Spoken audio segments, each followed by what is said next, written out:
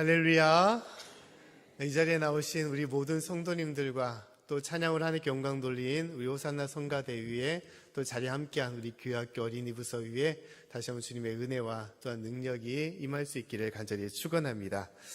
계속해서 연휴 기간인데 비가 계속 오고 있네요.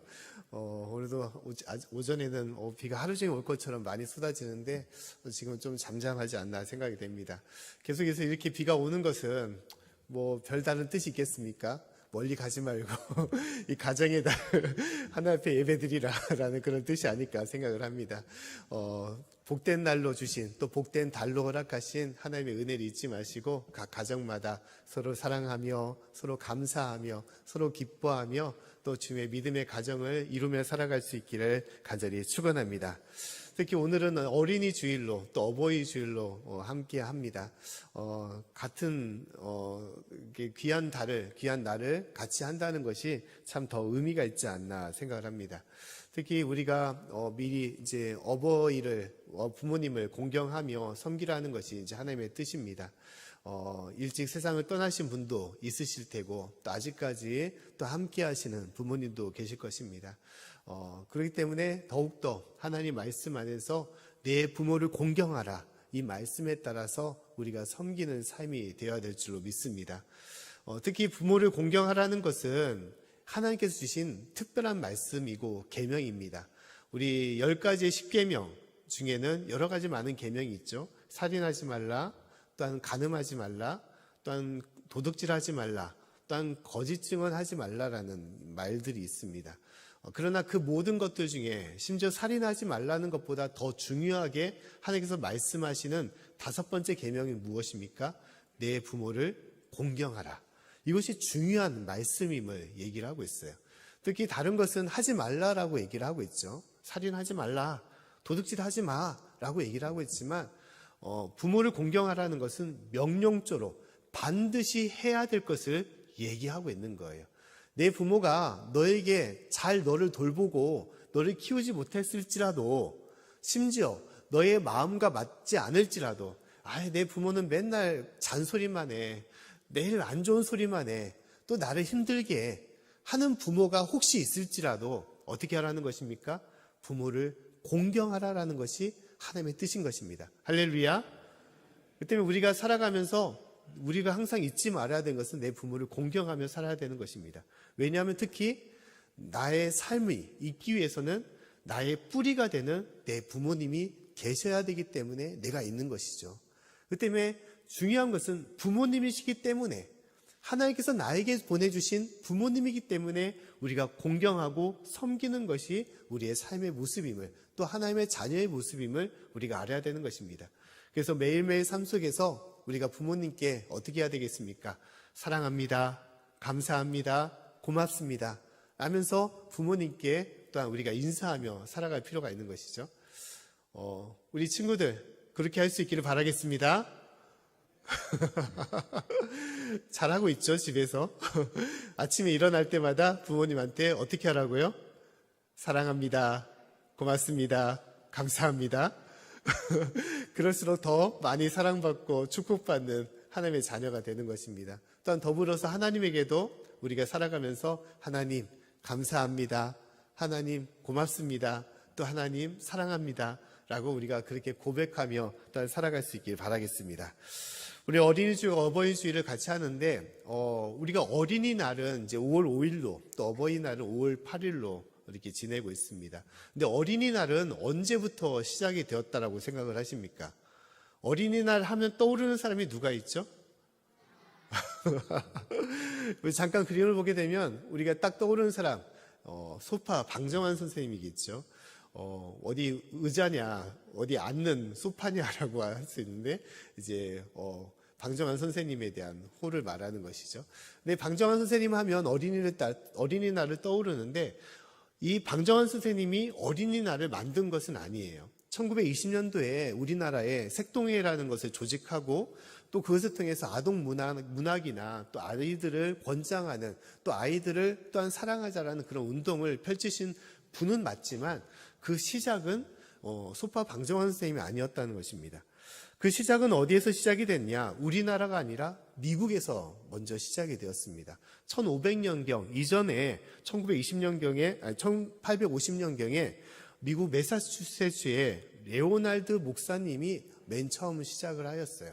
잠깐 사진을 보게 되면 다음 같은 모습입니다. 어린 아이들을 모아놓고 하나님께서 귀한 우리에게 주신 자녀이고 귀한 주님의 아들 딸임을 얘기하면서 그것을 한번 우리가 제정하고 같이 사랑하며 또 우리가 같이 지내야 되지 않겠냐라면서 어린이날을 그렇게 만들게 되었다는 것입니다.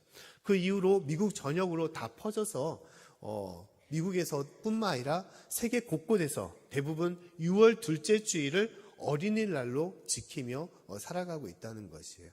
그래서 그 이후에도 그 영향을 받아서 방정환 선생님을 비롯하여 많은 사람들이 우리나라에도 어린이날을 만들게 되었고, 우리나라는 이제 박정희 대통령 때 이제 국가 휴일로 지정해서 1970년경부터 이제 5월 5일을 이제 휴무로서 이제 지키고 있는 것입니다. 또한 더불어서 우리가 어버이날을 생각해 볼 필요가 있죠. 어버이날은 그러면 어떻게 생기게 되었을까? 어느 나라에서 시작이 되었을까요? 어버이날은 어버이날도 마찬가지로 어디일까요? 미국에서 시작된 날입니다. 잠깐 사진을 보게 되면 다음 같은 분이 있어요. 우리 버지나의 주에 어린이 교회 학교를 섬겼던 자비스라는 그런 부인이 있었습니다. 근데 이 부인이 어린 아이들, 고아들을 모아놓고 교회 학교를 시작했고 그 아이들을 이제 잘 성장하도록 돌봤던 것입니다. 그러고 나서 이 자비스라는 부인이 소천하고 나서 하나님의 부르심을 받고 나서 그의 아이들, 그의 학생들이 성장한 다음에 다 모이게 되었어요. 그리고 우리를 돌봐줬던 자비스라는 선생님을 기념하기 위해서 추도식을 갖게 되었던 것입니다.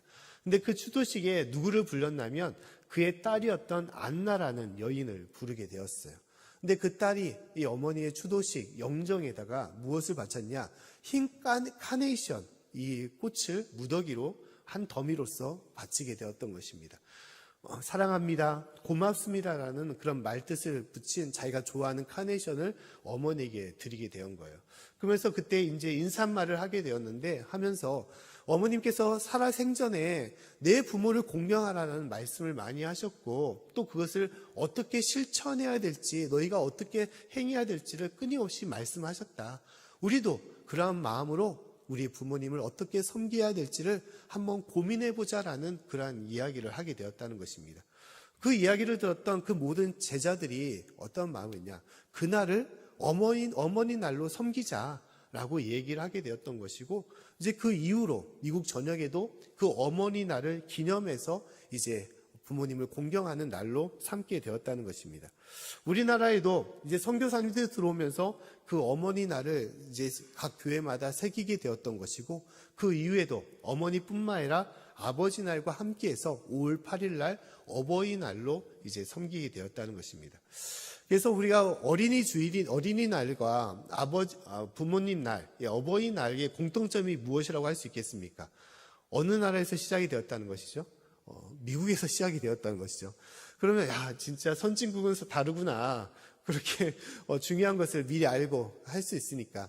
근데 그렇게 느끼는 것이 아니라 중요한 것은 미국이지만 미국이 바로 하나님의 말씀 가운데 세워졌던 나라고, 그리고 대부분 중요한 것은 교회에서 그 모든 것이 시작되었음을 우리가 보게 되는 것입니다. 특히 교회에서 시작되는 것은 하나님의 말씀, 하나님의 뜻이 그와 같았음을 얘기했기 때문에 그 말씀 가운데 이루어졌음을 우리가 알아야 되는 것입니다. 하나님은 나이가 많든 나이가 적든 모든 사람들이 어떻다는 것입니까? 하나님 앞에서 귀한 존재이고 사랑받을 존재이며 축복받을 존재임을 말씀하는 것이고, 모든 일을 서로 사랑하며 섬기라라고 얘기를 했다는 것입니다. 그 때문에 우리가 어린이날이나 또 부모님 날을 생각하면서 우리가 알 수 있는 것은 뭐냐? 그 날이 기념되기 이전에는 어떻다는 것일까요? 어린이나 노인들을 생각할 때 어떠한 마음을 품었다는 것입니까? 귀하게 여기지 않았다는 거예요. 귀하게 여기지 않았다는 것입니다. 어린 아이이기 때문에, 힘이 없는 아이들이기 때문에, 또 나이가 들어서는 쓸모없는 어른이기 때문에, 노인이기 때문에 그것을 차별하였고 사회적으로도 그렇게 귀하게 여기지 않았다는 것입니다. 우리가 성경 말씀에도 우리가 오병이어의 기적을 잘 알고 있지 않아요? 오병이어의 기적을 통해서 몇천 명이 배부름을 얻었다고 합니까? 배를 채웠다고 얘기를 하고 있죠. 5천 명이 그것을 음식을 먹고 배를 채웠다라고 얘기를 합니다. 근데 5천 명 중에 포함이 안 된 사람들이 있었습니다. 그 사람들이 누구냐? 여인들과 아이들이었어요. 아이들과 여인들은 사람 취급을 받지 않았기 때문에 그 수에서 배제하였고, 또 그 당시에나 또 모든 나라에서도 그 사람 대접을 받지 않았던 것입니다. 잠깐 그림을 보게 되면 나이가 드신 분이나 아이들이나 어떤 생각을 합니까? 도움이 필요한 사람, 또한 연약한 자, 또한 쓸모없는 자라고 생각을 한다는 것이죠.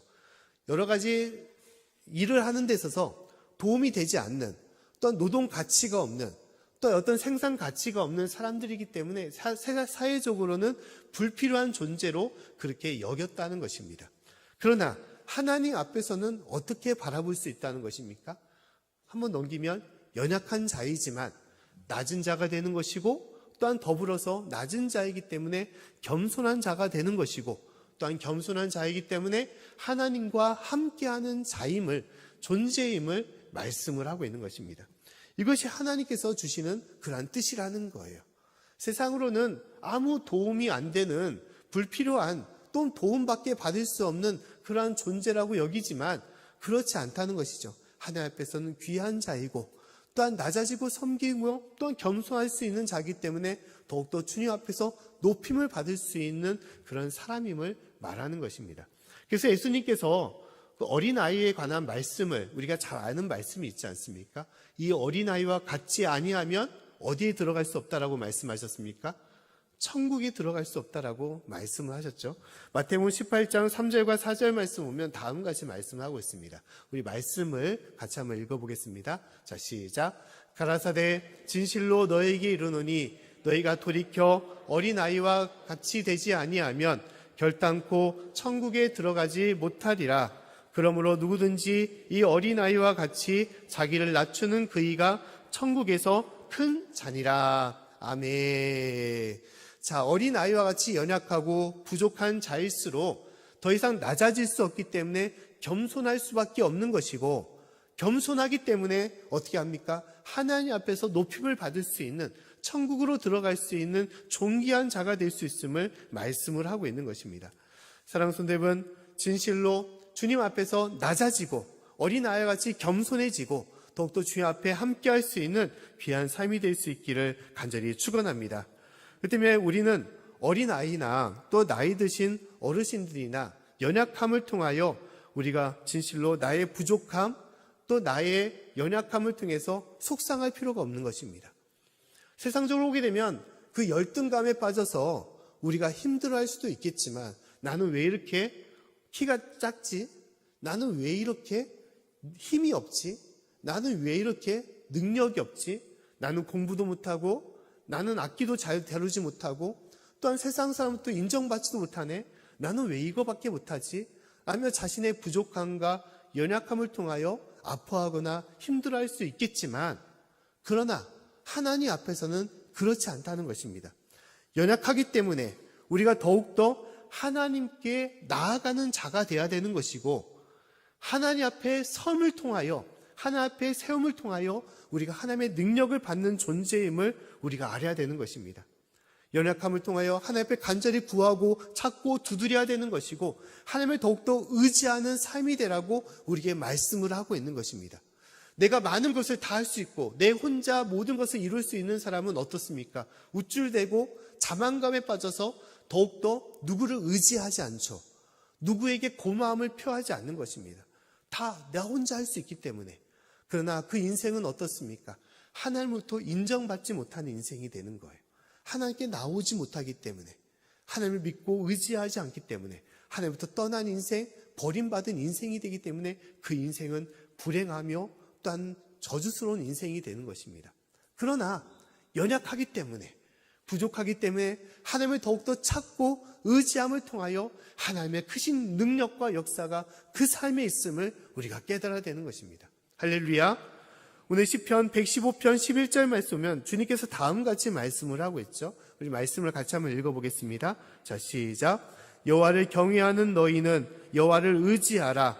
그는 너의 도움이시요 너의 방패시로다. 아멘.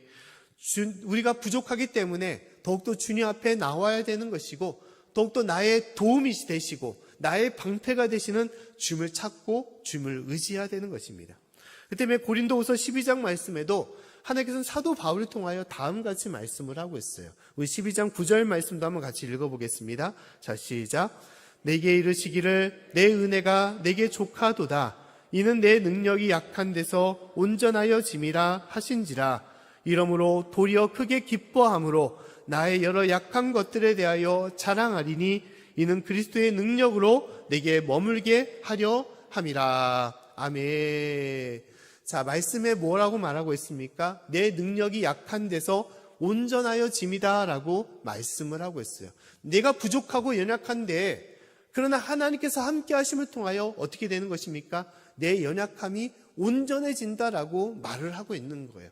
그 더불어 어떻게 되는 것입니까? 자랑하라는 것이죠. 자랑하라. 뭘 자랑하라는 것입니까? 나의 약한 것들에 대해서 자랑하라는 거예요. 세상 사람들이 보기에는 참으로 우스갯 같은 소리죠. 야, 네가 뭐 잘난 것도 없는데, 못난 거, 공부도 못하고 아무것도 못하는데 뭐 이렇게 자랑할 게 많아 라고 할 수 있겠지만 결코 그렇지 않다는 것입니다. 내가 부족하기 때문에, 그렇기 때문에 나는 어떻습니까?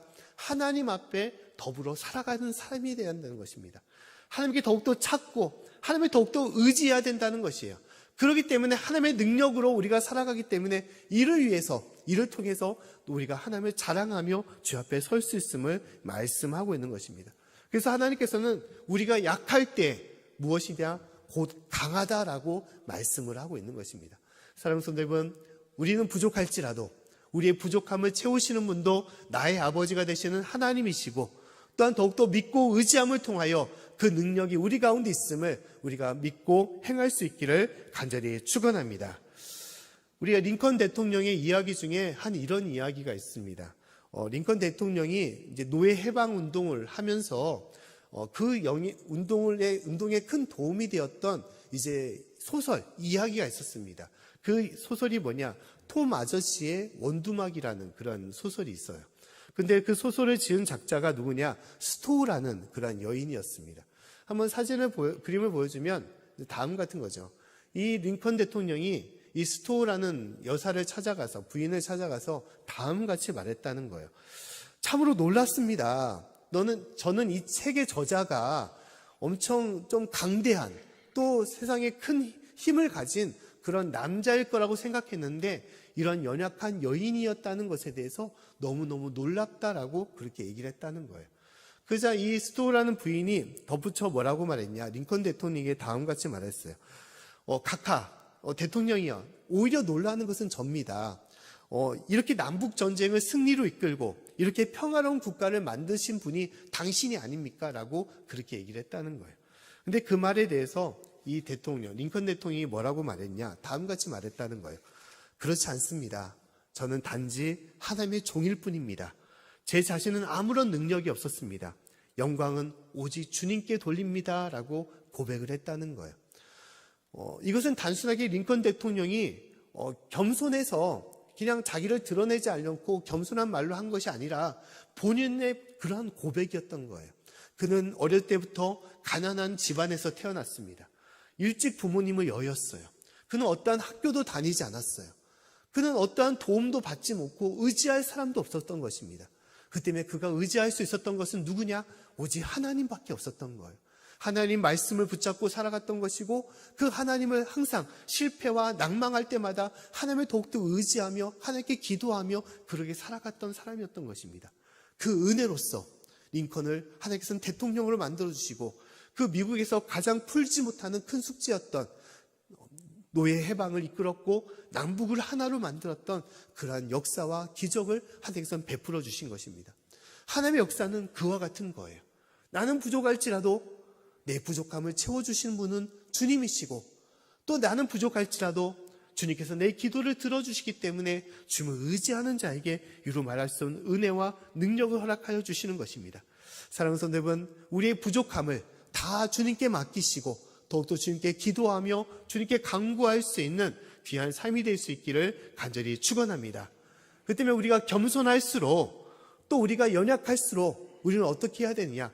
기도해야 되는 것입니다. 기도해야 되는 거예요. 뭘 하자고요? 기도해야 된다는 거예요. 그래서 잠깐 그림을 보게 되면 빵 한 조각을 놓고도 또한 조그마한 스프를 놓고도 그 앞에서 기도를 하는 것이죠. 하나님 주신 것에 대해서, 이 생명을 주신 것에 대해서 감사합니다. 고맙습니다. 오늘 하루를 허락하신 것에 대해서 감사합니다. 우리는 부족할지라도 이 부족함을 채워주시는 것은 하나님이심을 믿기 때문에 감사합니다라고 기도를 하는 것이죠. 그 때문에 우리의 모든 삶도 하루를 시작할 때도 어떻게 해야 되는 것이냐? 기도하며 시작해야 되는 것입니다. 하루를 마칠 때도 기도해야 되는 것이고, 우리가 식사를 대할 때도 그 감사하며 기도를 해야 되는 것입니다. 또 삶의 모든 순간순간마다 우리가 하나님 앞에 나와 기도해야 되는 거예요. 시험을 앞둘 때도 그것을 놓고 기도해야 되는 것이고, 새 일을 행할 때에도, 또한 새로운 것을 도전할 때에도 하나님께 모든 것을 맡기며 나의 부족한 것을 맡기며 기도하며 주님께 나아가야 되는 것입니다. 그럴 때 하나님께서는 그 가운데 역사하시고 하나님께서는 기도하는 가운데 주의 은혜와 능력을 우리에게 부어주시는 것입니다. 마태복음에 보면 예수님을 찾았던 많은 사람들이 있습니다.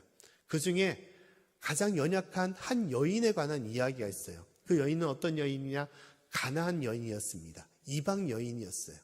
이 이방 여인에게는 큰 문제가 있었는데, 그 문제는 자기의 딸이 귀신에 들려서 죽어가고 있는 상황이었던 것입니다.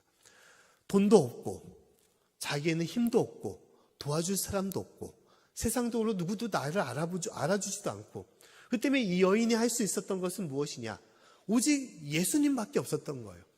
예수님만 만난다면, 예수님께 도움을 요청한다면 예수님께서 들어주시지 않겠어? 라는 그런 마음을 가졌던 것입니다. 그래서 이 여인은 이 이방 땅에 왔었던 그때 예수님을 찾아와 예수님께 간구하며 기도했던 거예요. 마태복음 15장 22절 말씀에 오면 다음같이 말씀을 하고 있습니다. 우리 말씀을 한번 같이 읽어보겠습니다. 자, 시작. 가나안 여자 하나가 그 지경에서 나와서 소리질러 가로되, 주 다윗의 자손이여 나를 불쌍히 여기소서, 내 딸이 흉악히 귀신 들렸나이다 하되, 여자가 와서 예수께 절하며 가로되, 주여 저를 도우소서. 여인이 예수님께 나와 간절히 기도했다는 것입니다. 그때 예수님께서는 이 여인에게 뭐라고 말했습니까? 야, 그래, 네 사정이 그렇구나. 참 불쌍하구나. 네 딸이 죽어가고 있다고? 네 딸이 귀신 들렸다고? 그럼 마땅히 내가 너를 도와줘야지. 너의 그 도움을 내가 해결해 줘야지라고 예수님께서 대답을 하셨냐? 그게 아니었어요. 놀랍게도 예수님께서는 뜻밖의 얘기를 했습니다. 그 얘기가 무엇이냐? 오늘 26절과 27절 말씀에 다음같이 말을 하고 있습니다. 우리 말씀을 한번 또 읽어보겠습니다. 자, 시작. 대답하여 가라사대, 자녀의 떡을 취하여 개들에게 던짐이 마땅치 아니하니라. 여자가 가로되, 주여 올소이다마는 개들도 제 주인의 상에서 떨어지는 부스러기를 먹나이다 하니. 자, 예수님께서 이 여인에게 무엇이라고 말했습니까? 개에 대해서 말을 하고 있어요. 나는 이방 사람들을 위해서 이 땅에 온 것이 아니다. 이방 사람들을 도와주려, 또 이방 사람들을 고치려 이 땅에 온 것이 아니다 라고 얘기를 했어요. 그 더불어서 이방 사람들을 개로 취급을 하고 있는 것이죠. 개들에게 던짐이 마땅치 않다라고 얘기를 하고 있는 것입니다. 잠깐 그림을 보게 되면 다음 같은 모습인 것이죠. 여인이 예수님 앞에 엎드려서 도와달라고 요청했는데 예수님은 오히려 그것을 들어주지 않고 개를 비유해서 그렇게 낮은 자다, 천한 자다, 내가 너희를 도와줄 수 없다라고 그렇게 거절했던 것입니다. 근데 여인은 어떻게 했습니까?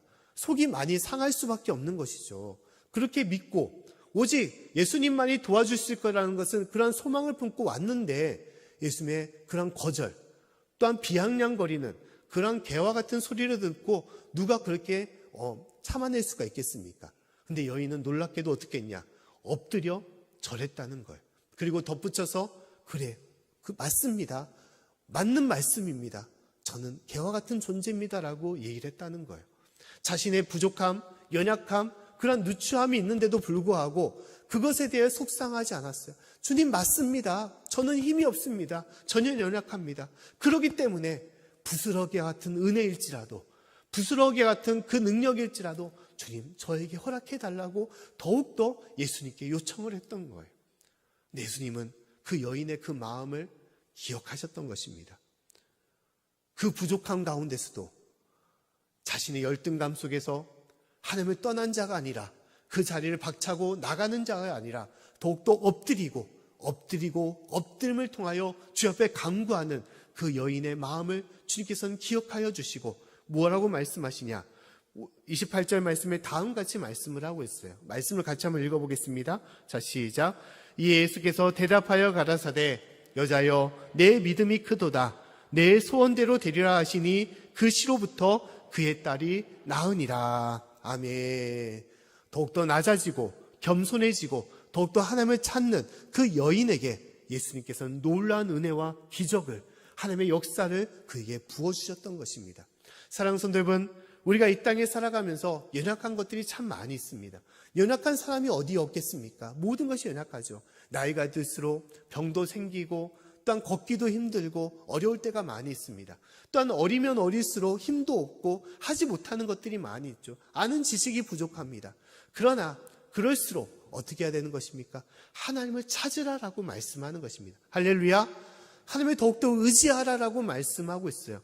주님께서 우리의 힘과 능력이 되므로 더욱더 주님을 의지할 때 주님 앞에서 귀한 은혜와 능력 가운데 살아갈 수 있는 주 앞에 존귀한 자며 강한 자가 됨을 말씀을 하고 있는 것입니다. 오늘 시편 115편 13절부터 15절 말씀에 다음같이 말씀을 하고 있어요. 우리 말씀을 같이 한번 읽어보겠습니다. 자, 시작. 대소 물어나고 여호와를 경외하는 자에게 복을 주시리로다. 여호와께서 너희 곧 너희와 또 너희 자손을 더욱 번창케 하시기를 원하노라. 너희는 천지를 지으신 여호와께 복을 받는 자로다. 아멘. 주님께서 뭐라고 말씀하십니까? 하나님께서는 여호와를 경외하는 자에게 복을 주시겠다라고 말씀하고 있습니다. 또한 더불어 하나님을 의지하고 찾는 자에게 모든 만물을 창조하시고 모든 일을 행하시는 전지전능한 하나님께서 우리를 복을 받는 자라라고 말씀을 하고 있다는 것이에요.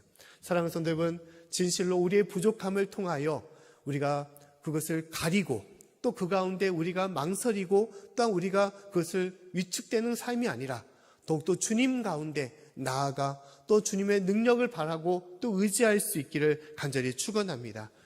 우리가 세상적으로 보게 되면 힘이 없을수록 우리는 꿈을 꾸지 못합니다. 내가 뭘 할 수 있겠어? 나는 아무것도 못해. 좌절하고 절망하며 소망 없이 살아갈 수밖에 없는 것이죠. 그러나 믿는 자녀는 그렇지 않습니다. 연약하면 연약할수록, 낮으면 더 낮을수록, 겸손하면 더 겸손할수록 우리가 하나님께 나와 하나님을 더욱더 부르짖고 찾아야 되는 것이고, 더욱더 간절히 기도하고 찾을 때 하나님께서는 그 가운데 역사하시사 우리의 부족함을 채워주시고 우리를 높여주시는 것입니다. 복을 받는 자라고 우리를 세워주시는 것입니다. 사랑하는 성도 여러분, 진실로 우리의 부족함을 통하여 하나님 앞에 기도하는 자가 되게 도와주시고 또한 기도함을 통하여 진실로 하나님의 은혜와 능력 가운데 살아갈 수 있는 저와 여러분의 삶, 또 모든 우리 어린아이들이 될 수 있기를 간절히 축원합니다.